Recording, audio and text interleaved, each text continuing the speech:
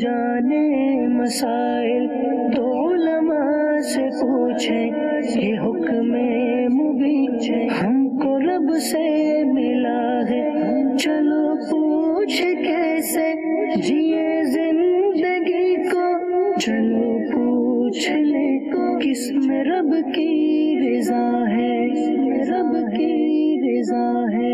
الحمدللہ رب العالمین والصلاة والسلام علی سید المرسلین، اما بعد فاعوذ باللہ من الشیطان الرجیم، بسم اللہ الرحمن الرحیم۔ الصلاة والسلام علیک یا رسول اللہ، الصلاة والسلام علیک یا حبیب اللہ، الصلاة والسلام علیک یا نبی اللہ وعلی آلک واصحابک یا نور اللہ۔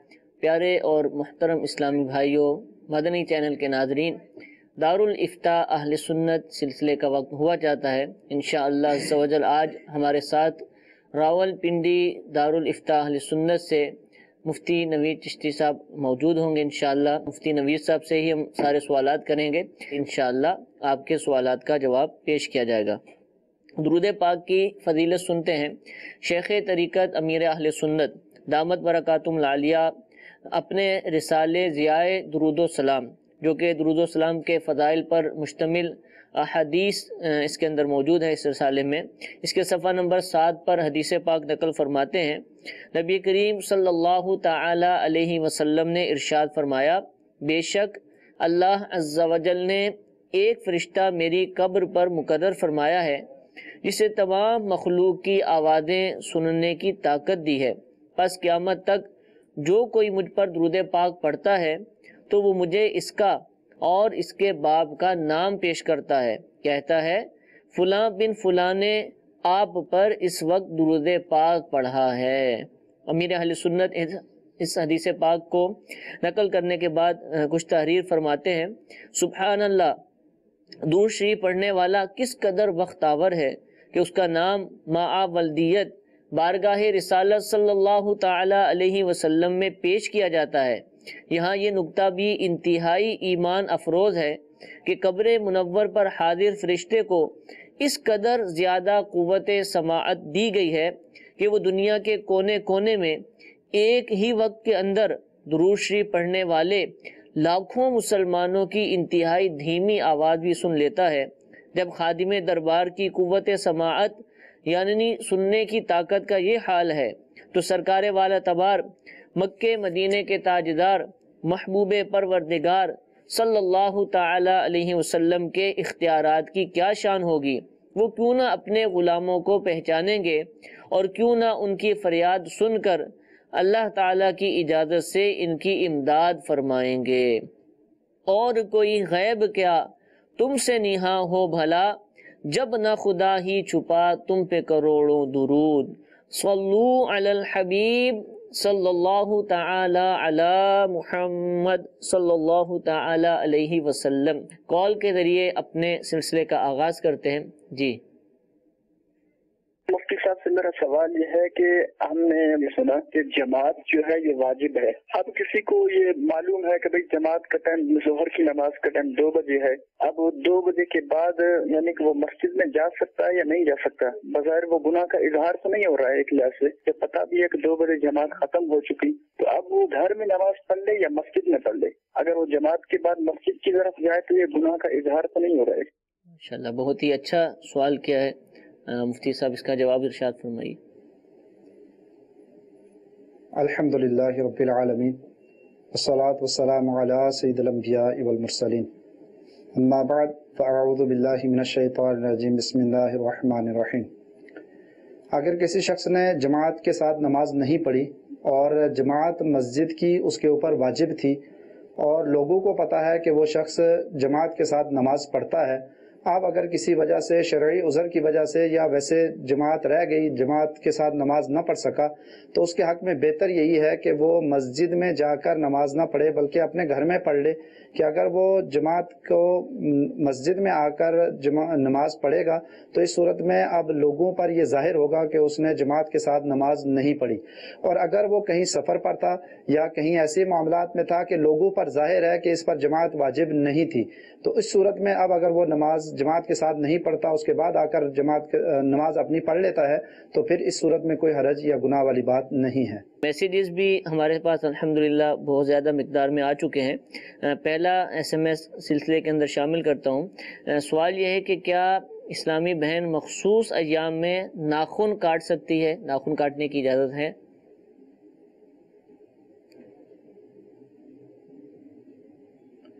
اگر ناخن بڑھ چکے ہیں تو اس صورت میں ناخن کاٹنے میں کوئی حرج نہیں ہے، ناخن کاٹے جا سکتے ہیں۔ اسی طریقے سے اگر جو بال ہیں وہ اتارنا چاہیں تو اتارے جا سکتے ہیں، اس میں کوئی حرج والی بات نہیں ہے۔ ٹھیک ہے جی، ایک اور سوال ہم پوچھ لیتے ہیں۔ سوال یہ ہے، یہ بھی بشگونی ہی سے متعلق ہے یا ویسے ہی واقعتاً یہ صحیح ہے کہ کیا عصر اور شام یعنی مغرب کی نماز کا جو درمیانی حصہ ہے اس دوران جھاڑو لگانا منع ہے؟ اس وقت جھاڑو نہ لگایا جائے، کیا کہتے ہیں اس حوالے سے؟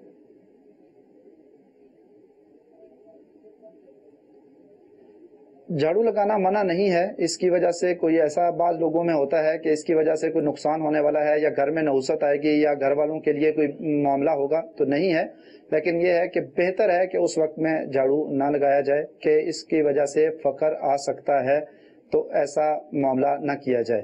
یعنی تنگ دستی کے اسباب میں سے ایک یہ بھی ذکر کیا جاتا ہے کہ شام کے وقت میں جھاڑو نہ لگایا جائے، لیکن اس کی وجہ سے یہ کوئی گناہ یا حرج والی بات نہیں ہے، اگر کسی نے لگا لیا تو کوئی نقصان نہیں ہوگا۔ ٹھیک ہے جی، ایک کال چلا دیجیے۔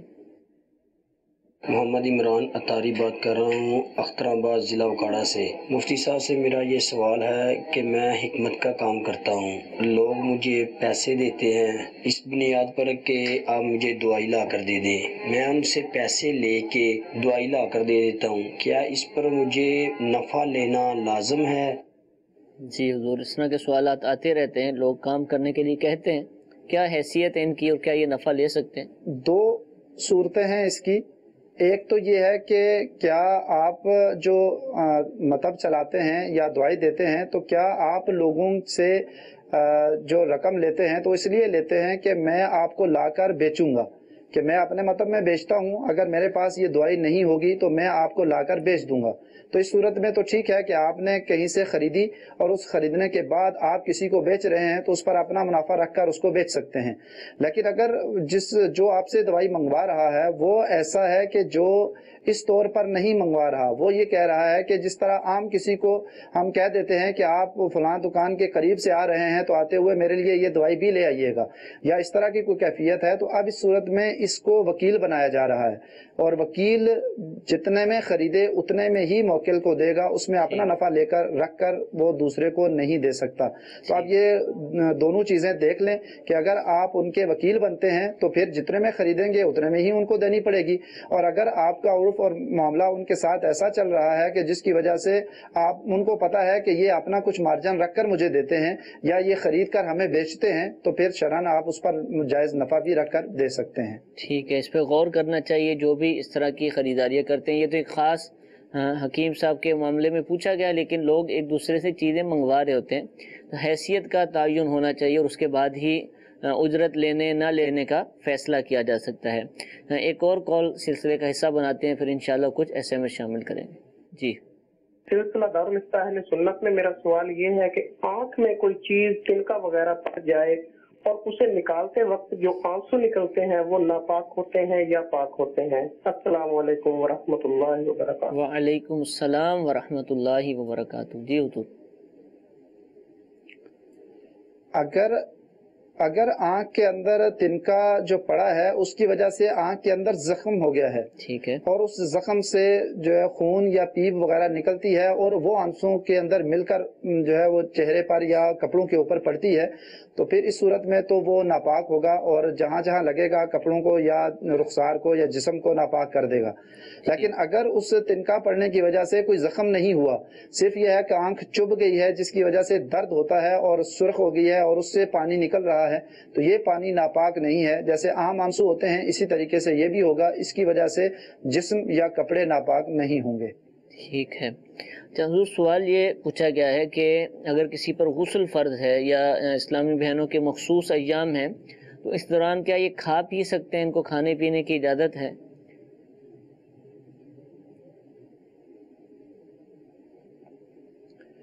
جو اسلامی بہنوں کے مخصوص ایام ہوتے ہیں اس کے اندر تو ظاہر سی بات ہے کہ ان کے لیے کھانے پینے کی اجازت ہے کہ اگر کھائیں پیئیں گے نہیں تو ہو سکتا ہے کہ وفات بھی ہو جائے.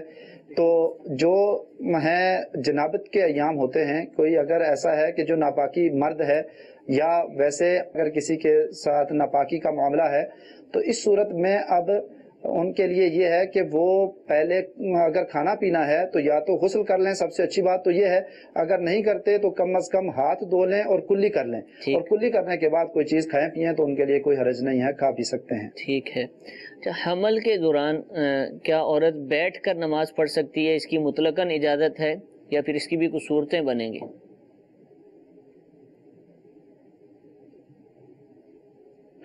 اگر وہ کھڑے ہو کر نماز پڑھ سکتی ہیں، قیام کر سکتی ہیں، تو پھر تو اس صورت میں ان پر فرض ہے کہ قیام کریں، کیونکہ قیام نماز کے ارکان میں سے ایک رکن ہے.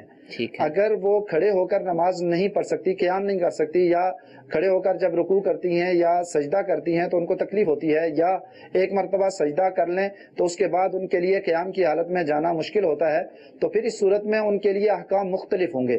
اگر وہ پہلا قیام تکبیر تحریمہ کھڑے ہو کر کہہ سکتی ہیں تو کھڑے ہو کر تکبیر تحریمہ کہیں، اس کے بعد بیٹھ جائیں اور باقی نماز بیٹھ کر پڑھیں.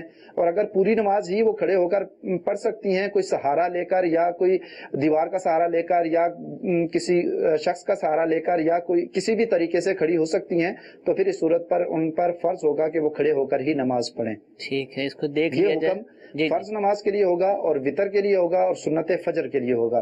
جو باقی سنتیں اور نوافل ہیں ان کے اندر اگر وہ قیام چھوڑ دیتی ہیں تو اس صورت میں نماز ان کی ہو جائے گی. ٹھیک ہے. فرض، وتر اور سنت فجر میں آپ نے ارشاد فرمایا یہ ساری چیزیں دیکھنی پڑیں گی. جی ایک کال سلسلے کا حصہ بناتے ہیں. جی جناب، والد صاحب انتقال سے پہلے کہہ کر گئے تھے کہ فلاں فلاں بندوں کو کہ پیسے دینے ہیں، تو اب وہ کس طرح لوٹائے جائیں گے؟ برائے کرم جواب عنایت فرما دیں. جی والد صاحب کا قرض ہے، انتقال ہو گیا، کیسے ادا کریں گے؟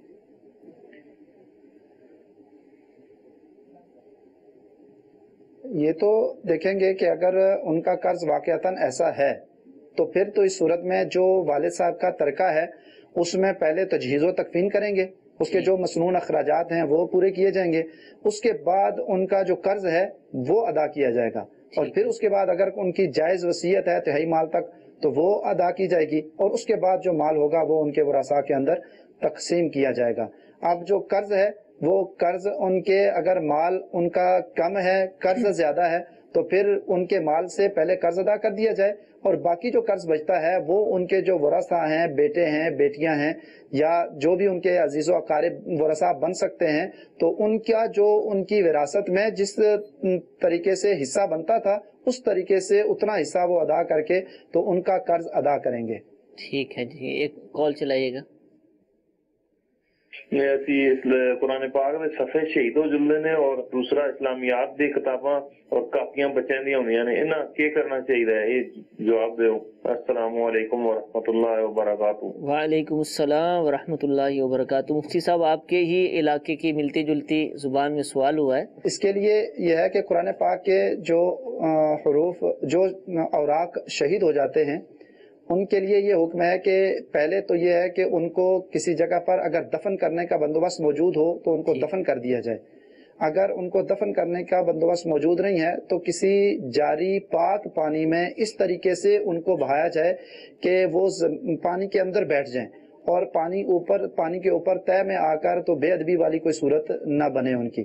اسی طریقے سے جو اسلامیات کی کتابیں ہیں یا بچوں کی کتابیں ہیں جن کے اندر اللہ تعالیٰ کا نام ہے، قرآن پاک کی آیات ہیں، احادیث مبارکہ ہیں، اللہ کے رسولوں کے نام ہیں، ملائکہ کے نام ہیں، تو ان کتابوں کے بارے میں بھی یا تو ان حروف کو اور ان صفحات کو نکال کر تو ان کو دفن کر دیا جائے یا پانی میں ٹھنڈا کر دیا جائے، اور یا پھر پوری کتابوں کو ہی اسی طریقے سے ٹھنڈا کر لیا جائے. اور جن کتابوں کے اندر یہ مقدس آیات اور احادیث مبارکہ نہیں ہیں ان کو چاہیں تو بیچ بھی سکتے ہیں اور چاہیں تو جلایا بھی جا سکتا ہے. ٹھیک ہے جی. اچھا، اس حوالے سے بھی الحمدللہ دعوت اسلامی کی ایک مجلس موجود ہے.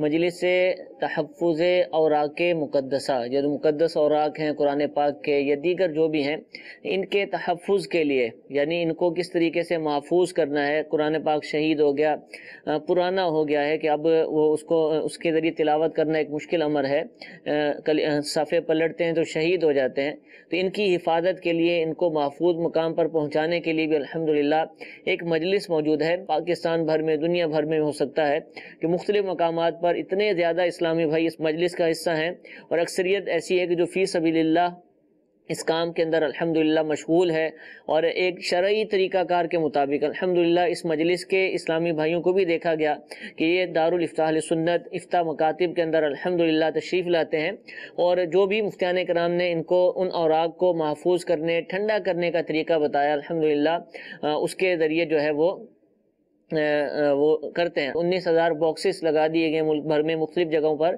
کہ جہاں آپ اپنے اوراق کو رکھ سکتے ہیں۔ تو اگر کوئی اسلامی بھائی ان کاموں کا شوق رکھتا ہے اور اس سلسلے کے اندر اپنے خدمات پیش کرنا چاہتا ہے، اور وہ چاہتا ہے کہ اس طرح کے میں کاموں کے اندر شریک ہو جاؤں، تو آپ اس مجلس کے اسلامی بھائیوں سے رابطہ کر سکتے ہیں۔ دعوت اسلامی کے ذمہ داران سے آپ رابطہ کیجیے، انشاءاللہ جو بھی آپ کے علاقے میں اس مجلس کے تحت مدنی کام کرنے والے ذمہ داران ہوں گے، انشاءاللہ آپ کو ہم سے رابطہ ہو جائے گا، تو آپ بھی اس حوالے سے انشاءاللہ اس کے اندر شریک ہو سکیں گے۔ اللہ تعالیٰ ہم سب کو دین کے کاموں میں بڑھ چڑھ کر حصہ لینے کی توفیق عطا فرمائے۔ ایک اور کال سلسلے میں شامل کرتے ہیں۔ جی، میں ایک سوال پوچھنا چاہتا ہوں کہ ہم فروٹ بیچتے ہیں، اب پیٹی میں ہلکا بھاری بھی نکلتا ہے، اگر ہم وہ رلا ملا کے بیچ دیں تو یہ کیا گناہ ہوگا؟ جی حضور، فروٹ سبزی رل مل کر بیچ دیں تو کیا ہے؟ اگر تو کسی کے ساتھ دھوکہ نہیں کرتے، جھوٹ نہیں بولتے، تو پھر تو ایسا فروٹ بیچنا شرعاً جائز ہے۔ اگر وہ اس کو دھوکہ دیتے ہیں کہ اس نے کہا ہے کہ اچھا فروٹ مجھے دینا، اور انہوں نے اچھے فروٹ کی قیمت لگائی ہے اور اس کے اندر اس کو ہلکا بھی ڈال کر دے دیتے ہیں، تو اب یہ اس کے ساتھ دھوکہ ہے۔ اور اسی طریقے سے اگر الگ الگ رکھا ہوا ہے اور اس کو کہتے ہیں کہ یہ اچھا ہے اور یہ ہلکا ہے، اور اچھے میں انہوں نے دوسرا ملایا ہوا ہے، تو اب یہ بھی اس کے ساتھ دھوکہ ہے اور جھوٹ بھی ہے۔ تو اگر اس نے صرف فروٹ مانگا اور انہوں نے اس کو ڈال کر دے دیا، اور انہوں نے پوچھا کتنا ریٹ ہے، انہوں نے بتا دیا اور اس کے مطابق بات طے ہو گئی، تو یہ اس طریقے سے بیچ سکتے ہیں، گناہ والی بات نہیں ہے۔ ٹھیک ہے جی۔ سوال یہ پوچھا جا رہا ہے کہ توبہ کرنے کا بہترین طریقہ کیا ہے، کس طرح توبہ کی جائے، کیا اس کی شرائط ہیں، کیا ضروریات ہیں؟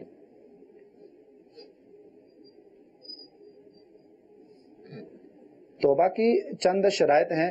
پہلی تو یہ ہے کہ جو گناہ اس نے کیا اس پر سچے دل سے ندامت ہو، ٹھیک ہے، اور یہ ہو کہ واقعتاً مجھ سے اللہ تعالیٰ کی نافرمانی ہوئی ہے اور اس نافرمانی پر میں شرمندہ ہوں اور اللہ تعالیٰ کی بارگاہ میں توبہ کرتا ہوں۔ دوسری بات یہ ہے کہ آئندہ اس گناہ کے نہ کرنے کا عزم صمیم ہو، یہ پکا ارادہ دل کے اندر ہو کہ جو گناہ مجھ سے ہوا میں اس پر توبہ کرتا ہوں اور آئندہ کے لیے یہ گناہ ہرگز نہیں کروں گا۔ ٹھیک ہے، اور تیسرا یہ ہے کہ جو حقوق کسی کے غصب کیے، چاہے وہ حقوق العباد کے ساتھ تعلق رکھتے ہیں، چاہے حقوق اللہ کے ساتھ تعلق رکھتے ہیں، تو اگر حقوق العباد کے ساتھ تعلق رکھتے ہیں تو وہ ادا کر دے، اور اگر حقوق اللہ کے ساتھ تعلق رکھتے ہیں اور اس کے ذمے میں اب بھی وہ فرض یا واجب ہیں تو پھر وہ بھی ادا کر دے، اور قضا کی صورت میں یا ادا کی صورت میں جو اس کی صورت بنتی ہے، تو انشاءاللہ یہ پکی توبہ ہوگی اور اس کو توبہ کہا جائے گا۔ عموماً آج کل لوگ، ہم دعا میں شرکت کرتے ہیں، علماء کے ساتھ بیٹھتے ہیں، رو رہے ہوتے ہیں، گڑ گڑا رہے ہوتے ہیں اور معافی مانگ رہے ہوتے ہیں، لیکن ان کے ذہن میں قطعاً یہ نہیں ہوتا کہ جو گناہ میں نے کیے ان پر میں شرمندہ ہوں اور آئندہ کے لیے وہ گناہ نہیں کروں گا۔ بہت کم ایسا ہوتا ہوگا کہ جو یہ کہہ لے کہ میں آئندہ بھی یہ گناہ نہ کرنے کی پکی نیت کرتا ہوں۔ ہاں، یہ بات ضرور ہے کہ اگر کسی شخص نے کہیں کوئی گناہ کی توبہ کر لی اور اس وقت اس کے دل میں یہ تھا کہ میں آئندہ کوئی گناہ نہیں کروں گا، پھر بعد میں اس کے نفس کی شامت اور اس نفس کے ہاتھوں مجبور ہو گیا، شیطان کے ہاتھوں مجبور ہو گیا اور اس نے وہ گناہ کر لیا، تو آپ یہ نہیں کہیں گے کہ اس نے وہ جھوٹی توبہ کی تھی۔ اب اگر پھر وہ توبہ کر لیتا ہے اور سچی توبہ کر لیتا ہے اور عزم صمیم کر لیتا ہے کہ آئندہ میں گناہ نہیں کروں گا، تو امید ہے کہ اللہ تعالیٰ اس کی یہ توبہ بھی قبول فرما لے گا انشاءاللہ عز و جل۔ اور توبہ کی توفیق اللہ تبارک تعالیٰ سے مانگتی رہنی چاہیے، اور توبہ کرنے والے جو ہیں، جو گناہوں سے تائب ہو چکے، نیک اعمال کی طرف مشغول ہو چکے، ان کی صحبت اختیار کرنی چاہیے، نیک لوگوں کی صحبت اختیار کرنی چاہیے۔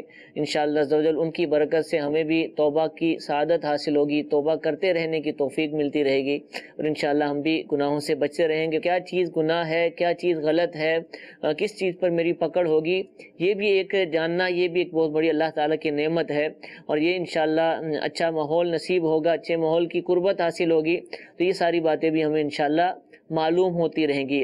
امیر اہل سنت دامت برکاتہم العالیہ کا نیک اعمال کے حوالے سے، گناہوں سے بچنے کے حوالے سے جو ایک نسخہ ہے، مدنی انعامات کا رسالہ الحمدللہ، جس میں اسلامی بھائیوں کے لیے 72 مدنی انعامات درج کیے گئے ہیں، اس میں الحمدللہ جہاں نیک اعمال کا تذکرہ ہے کہ یہ کرنا چاہیے، وہیں گناہوں کا بھی تذکرہ ہے کہ ان سے بچنا چاہیے۔ تو اگر انشاءاللہ ہم مدنی انعامات کے عامل بن جائیں گے، اس کے رسالے کو فل کریں گے، بھرنا شروع کر دیں گے، اور روزانہ کی بنیاد پر اس کو دیکھنا شروع کر دیں گے، تو انشاءاللہ عز و جل اس کی برکت سے بھی ہمیں گناہوں کی معرفت بھی حاصل ہوگی، ان سے بچنے کے طریقے سیکھنے کا بھی انشاءاللہ جذبہ حاصل ہوگا، اور پھر نیک لوگوں کی صحبت اختیار کرنے کی بھی انشاءاللہ ہمیں توفیق حاصل ہوگی۔ اللہ ہمیں اس کی بھی سعادت عطا فرمائے۔ ایک اور کال سلسلے میں شامل کرتے ہیں۔ جی، میں ہند کے صوبہ مہاراشٹر کے سلور سے نظام رضوی بول رہا ہوں۔ میرا مفتی صاحب کی بارگاہ میں یہ سوال ہے کہ ہم امام کے پیچھے نماز پڑھتے ہیں تو کیا تکبیرات انتقالات بولنا ضروری ہے؟ جواب عنایت فرمائیں، جزاک اللہ خیرہ۔ جی حضور فرمائیے۔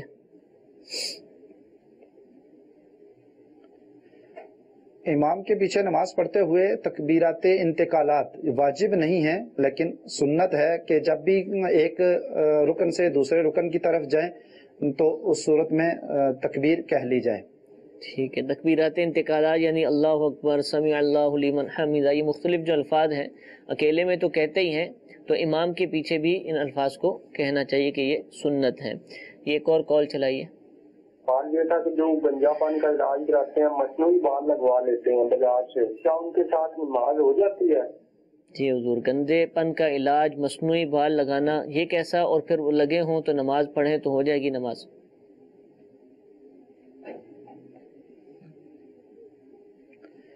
اگر گنجا پن ہے اس کے اوپر بال لگواتے ہیں تو خنزیر کے بال اور انسان کے بال یہ دونوں تو ناجائز حرام ہیں۔